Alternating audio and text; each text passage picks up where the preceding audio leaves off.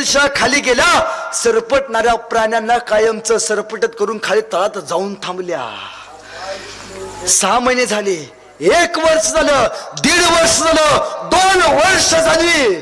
शहाबुद्दीन खानाला 700 मराठ्यांचा रामशेज किल्ला जिंकता येईना. शेवटी औरंगजेबानं शहाबुद्दीन खानाला पत्र पाठवलं.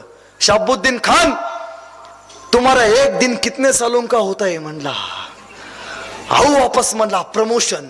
त्याला माघारी बोलवला आणि परत म्हणतो औरंगजेब, कौन जाएगा? एक जण उठला, त्याचं नाव फतेह खान.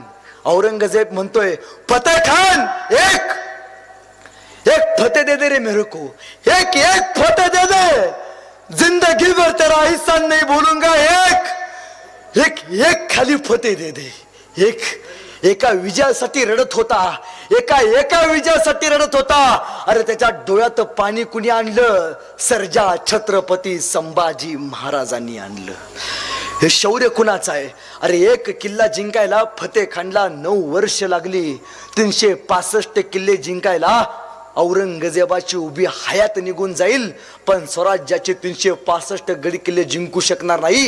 हे स्वप्न कुणाचं? छत्रपती संभाजी महाराजांचं.